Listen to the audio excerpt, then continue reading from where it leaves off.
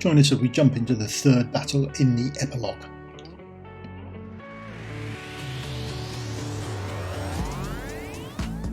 Hello and welcome, I'm Mystical, this is Mystical Gaming. We are back into Watch Your Realms, and today we're going into the Void Rift Epilogue. It is the third battle, and let's just have a quick look at what we've got. We've got the boss here. So the boss isn't anything to really worry about. We don't have to fight the boss in this round. So that's the sort of boss out of the way, really.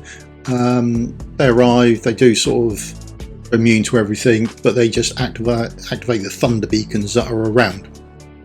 And they're the ones sort of basically in the four corners there. So they activate them, and they activate them to attack the last deployed unit in range. Now that's just sort of true. Now they've got an attack interval attached to them, and they attack the same as everyone else. So that attack interval has run up, so they're ready to attack anyone who goes down. So generically, your first unit down will be attacked.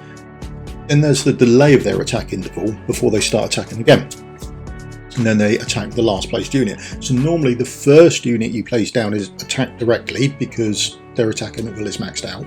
Then there's a delay while the tick goes on while they're waiting for their next attack. So you can get a couple of units down then. So normally what you want to do is place a sort of healer who's relatively tanky, then your glass cannon DPS, then your tank. So your healer gets attacked, then your DPS doesn't get attacked, then they start just finishing off by constantly attacking your tank. So you sort of save your coins up for those three units, and then you place them down sort of in that order, and that helps you out a lot. So that's all the boss sort of taken care of. You don't have to attack her or anything else like that. So that's a boss done. The next one, White Tower Scholars. Magic resistance is much higher than defense, so it's much easier to take them down with a piercer. So there we go, that's about it really. And then we've got the Supreme Destroyers, who are heavy armoured, heavy defence, and taken down by magic resistance. Again, physical damage reduction and magic damage reduction through Armor and Shield. So we want mostly magic damage dealers to take them down. So that's how it is split. Recommended lineups, you'll come over to that. I mean, they're all up around plus 700. That one's relatively low, 700 there. Nearly in excess of 800. 690, well done to that person, actually squeezing that in, well done. I think I come in at around 690 as well. So, popular heroes. Eloin, good healer, you need some good healers. What you want is ideally you want 3 healers. So we see Eloin up there, because if you've got her, people are going to use her. Brocknir, absolutely fantastic. Yeah, use him if you've got him. He's a solid tank. Again, you want 3 healers, so you're going to see the likes of Vortex up there. Ivar, absolutely fantastic. I mean, really good kit for this. I thought he'd be up higher. I'm assuming that's because most people don't have him. Valk, Olag, Hollow, another tank, another healer. Yeah, so that's about it. Normal stuff. So let's jump into the fight. There's a lineup I've used. It is a selection of 3 tanks, 3 healers, 3 magic damage dealers, and an archer. Now, the marksman I've used Ivar. Now, the reason for that is because he's an archer lord, and he gives himself that extra range, so he can attack straight into that middle part of the field. Now, I do need to get my fat head out of the way as well, so do excuse me for a sec. Let's move me probably up around here. Should be all right. So he's got that nice long range, can get into the middle of the field. And that becomes important because these White Tower Scholars are going to walk down, and they are going to be mustering in the centre. So we want to be able to hit that centre tile there. Now, if you haven't got him, you might want to take an Archer Lord. If you want to take an Archer Lord, you can, but you'll restrict yourself on a magic damage dealer. But we'll discuss that later on with ways you can work around that. So I use him. Nuke down the little cloth wearers, absolutely fine. Nuke them down, and that is the start of the fight, and it all goes well. That's about it. If you can do that bit, you're fine. The next part is just saving up. We save up roughly for, I am in the way again. We save up for 54 coins. Now, this gives us enough to put our healer down, it gives us enough to put our DPS down, and it gives us enough to put our tank down. We can see here the healer went down first, the DPS is coming over. Now what will happen is that beacon will have already selected the target before I put the DPS down, and that attacks my healer. So my healer takes a hit, then put my DPS down while it's recharging, and I put my tank down. Now my tank becomes the sole target for them, which is fine. My DPS is relatively safe, taking no damage. So that's the prospect of putting them down. We then have our scholars walking down again. We are waiting once again for them to come into line with our marksman, and when they do, we can then take off the ultimate. There we go. So now he starts targeting them. We take off the ultimate and we can start attacking them. I'm not too worried about the Supreme Destroyers. The tank's built nice and tanky, not an issue there. You all know how to build a tank, so we won't go into that. And that's why Brogna is so good there. So my DPS is just attacking it. I'm sure there's plenty of other DPS. You might get away with a Karmit there. It would be absolutely fantastic. And the next part of the fight is slowly looming on us. So that's what we're doing at the top of the screen. This lane 1 going across the top of the screen. We're waiting to get our coin cap up again. But once our coin cap comes up high enough, we can then go through our cycle. We place down our healer. Our healer will get placed down, probably attacked first. We then place down our DPS. Then we place down our tank. That's the order in which we place things. That's why we save up our coins. Now the healer here, I used Lena. I've used her to come all the way across. I thought it might have some benefit, so I thought I'd try it out realistically. But you can hit these ones in the middle as well, and you know, she has this good long reach. So that's why I tried it out. It's not how I would advocate to go forward doing this, but this was sort of a concept run to see if everything worked. Now the fight's sort of getting a bit mixed and matched, but the process is still the same. I can leave most of my groups alone. So my group at the bottom or in the centre I can leave alone with Brogna here, and the group on the top lane, being Hollow, Olag and Delia, I can leave them alone as well. We just trigger off ultimates when we've got targets available. The only thing I'm watching for is the scholars to come down, so I can unleash my marksman on them as soon as he starts targeting them, and then I'm waiting for the count to come down. So I'm now at 11 out of 16, so that means there are 5 more units somewhere. That is pretty much what I'm waiting for. I've got 2 at the bottom centre, I've got 2 on the top run, and I've now got 1 coming here. That now means I'm at a point now where I want to be doing magic damage. I don't need my marksman anymore. I don't need the piercer damage, so I can get rid of him. Now for me, if you've got either, it becomes much easier because you can just save up and place your damage deal down and then your tank down. Now I messed about here. I took too long placing my tank down, which gave that unit enough time to hit my mage and kill it. But it does lead on to something quite nice realistically. So I now just tank that bottom lane with a tank and a healer while I take care of all the other mobs. That's essentially now how the fight works. I can wait for my my magic damage to come back up and I can place them on, but it's not really an issue. It's just a matter of going through the process. Now this does highlight something which is quite interesting. If you haven't got either and you want to use a different Piercer Lord, crack on. You can use the epic. Put the epic in there.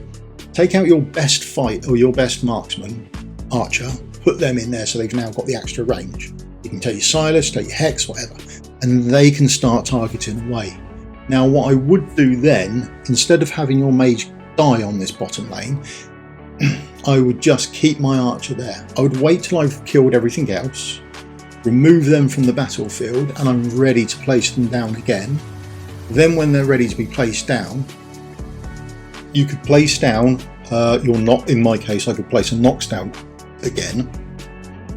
I could then remove my archer and place my knocks down. And if I really wanted to cover myself off, if I was worried about my knocks, I could wait till my tank was up and running, and I could go, well, actually, I'm going to remove anyone I like. I'm going to put my knocks down, then I'm going to remove the tank and put the tank back down. So there are rotations where you can save this up if you really want to. I was curious to see how different things got attacked, which is why I sort of place things about, like I said, this is more of a concept fight on how I wanted to sort of achieve it and how I wanted the fight to run. It can easily be finessed, but that's essentially how you do it. I really think having an Archer Lord is going to be brilliant for you here. I think that's a must. If you've got either absolute MVP, he really does sort that out for you, and then your other 9 can be 3 groups of tank, healer, magic damage, in any order you like really, but you can have those 3 distinct groups made up for yourself then ready to go. So that was it. That was my first clear, and it was done. It was very scrappy, but we did get through, and we got through with less than 700 BP. So it is doable with lesser teams, which is a bonus. Now this time we'll keep the reward in there. There you go. That was a reward for all those people who keep asking in previous videos. Now the next team I put in is much better, and we'll do this. We'll do the next team a lot quicker. So this time going forward, what I've done is I removed the mages, and I've put in fighters who do magic damage. That works a lot better. Or this run works significantly better.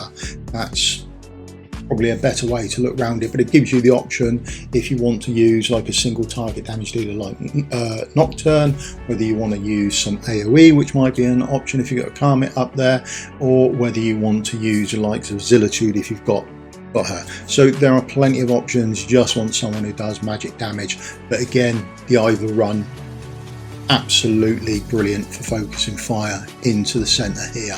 But you should be able to work around it if you don't have either. If you've got another Archer Lord, get that in. If you haven't, I think the fight's going to become significantly harder for you. I think Setram's got long enough range to actually squeeze in there, so might be another option as well for you.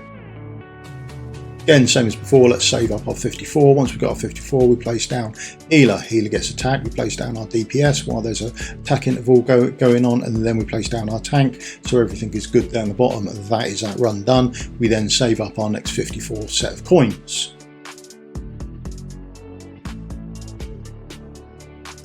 Now for you, you can work out, you know, how much your tank is going to cost, how much your healer is going to cost, and how much your DPS is going to cost, so you can work out how many coins you actually require for going ahead with the placements. We're at 52 now. We're now going to place our healer down, let the healer get attacked, then we place down our DPS. DPS should be fine, there was the healer being attacked, and then we place down our Baron, and that's all good. That set of 3 are up there. We can forget about them now. Not a lot of incoming damage, it's mostly how you place things is the bit to worry about. Right, this is the next part done. We're now done our final scholar coming down, so we can remove our healer. Oh, sorry, not our healer. We can remove our marksman. Just go careful where you place your little wood elf because it can get in the way for you. I've then placed down Valk, and then I just put a tank down in front of that, and that is all good. That is the fight now essentially done. We're just rolling it on to the end so we can actually improve how we do our run. So there's two concepts there. There might be other ways, there probably is other ways to actually do the fight, but for me, this is how I do it. I like to have my marksman take out the scholars in the center. I only need one, and then I just have my 3 teams of healer, DPS, tank, boom, and that's me done. So that's about it. Thank you. So this is it, just waiting on the last one going down, but let's be honest here, you are going to need good gear. Your heroes are going to have to be pretty much maxed out. Don't think there's any cheese strategies out coming around now, and I don't think you can do it with minimal gear. So I think I'm scraping the barrel here. The next level goes up to about 950 BP. I can't even get close. I can get the boss to about 85-86%. So not even close on the next level. This is the concept of how you do it. That's the first 3 fights now done. I think for a little while that's going to be my account maxed out here. Maybe they've got other champions in the pipework that are coming out that are going to be useful for this content. That'd be quite nice to see. But that is essentially the epilogue as far as I can get. but we'll keep trying, and we'll push forward as much as we can. And then as we get a new fight done, we'll do another guide for it, and you can mix and match. If you've got a decent team or you've got some questions, put them down in the comments below. Love to help out, happy to do it, do not mind that in the slightest. And that is pretty much it for me. Thank you very much for your time. If you could leave me the old thumbs up, like and subscribe, that would help me out massively.